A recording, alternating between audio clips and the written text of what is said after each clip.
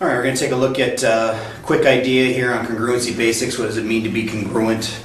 Really simple little lesson. Just going to deal with the idea of what pretty much what congruency means. We're going to take a look at congruency's meaning, take a look at the notation that goes along with congruent, and I'll take a look at the consequences if given to shapes that are congruent.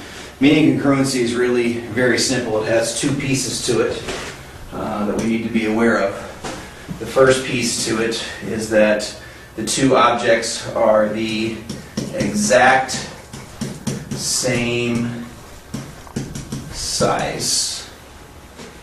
And the second criteria is they are the exact same shape. Right?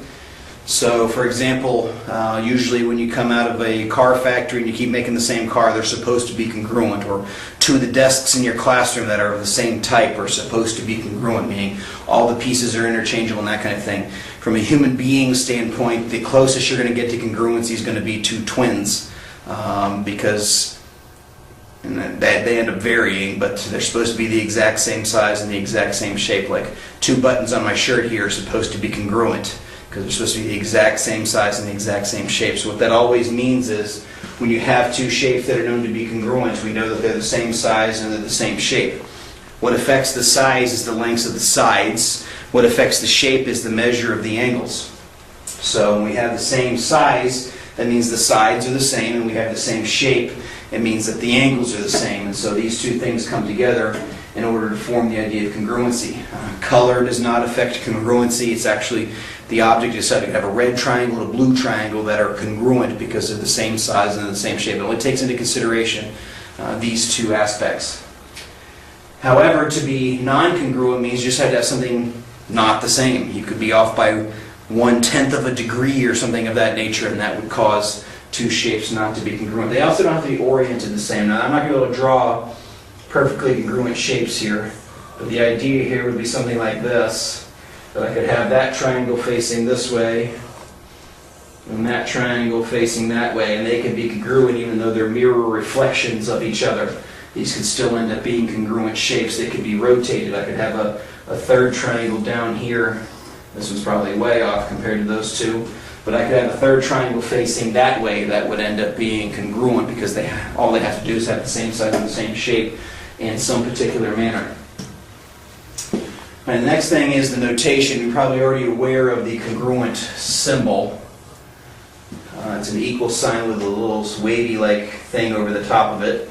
So that's your congruent symbol. You can have all kinds of things that are congruent. Angles are congruent if they're the same measure, because technically an angle is an array that come together, so that forms the same shape, meaning they're the same size, they're going on infinitely.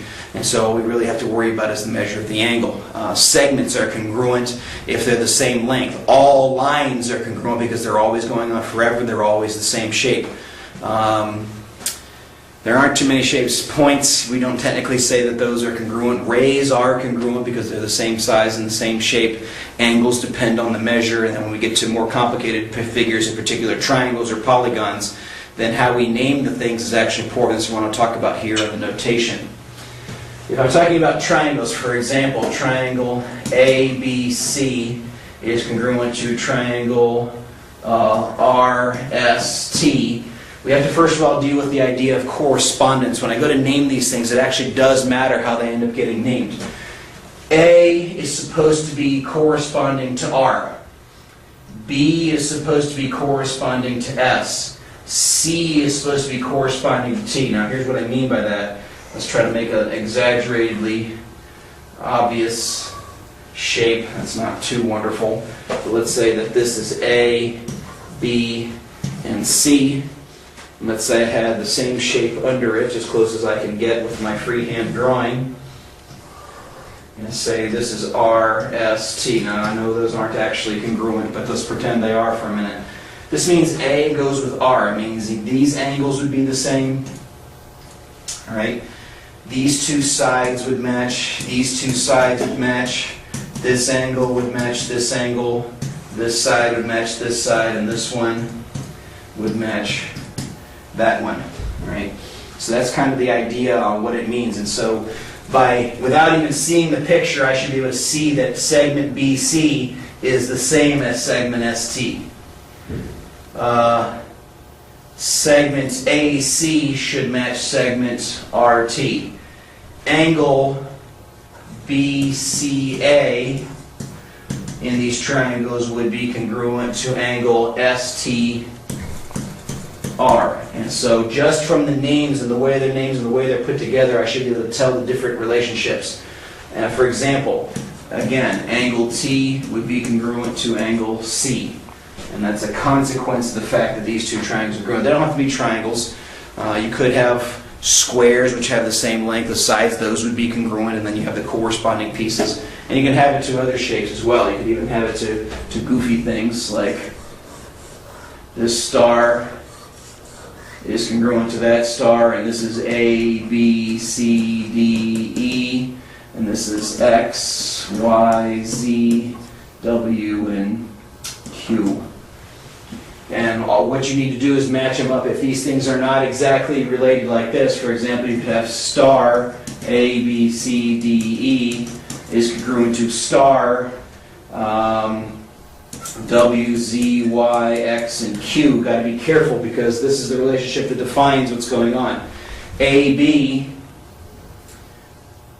meaning the length from A to B, which isn't actually drawn there, would be the same as WZ. The way you name it actually is a mattering. Angle Y would match angle C. Segment DE would match with segment XQ. So how you name it matters very much about what it is that you're doing with the shape. So the first thing is you need to be able to name it properly. You've got to be able to match up the corresponding sides and put their vertices in the correct places. At the same time, if you already know they're congruent, you should be able to draw just out of the names the pieces that end up matching and end up being the same. All right. If two shapes are congruent, so let's do something other than triangles. Let's do a goofy looking quadrilaterally like thing. And let's say we have here, here, here, and here. Say I knew these shapes are congruent. I know that this shape is congruent to this shape, and I'm going to give it names right now. I have to first of all worry about the orientation to be able to figure out what's going on, but it's very simple. If you know the shapes are congruent, then you know that there are things that are matching. You know that there are angles that are going to be the same. You know that there are going to be segments that are the same. And just based on the shape, hopefully you can see this side would go with this one. Notice how the correspondence is in a different position. The long side here would go with the long side there. This slanty side here would go with this slanty side there. And this side would go with that one. All right? The same thing also happens with the angles. This angle would match this angle, if I'm looking at my orientation correctly. Yep, that way. This angle would automatically match with this one. This angle would match here, and even though it's not drawn particularly well, what am I missing? I can have two slashes would match with that one there.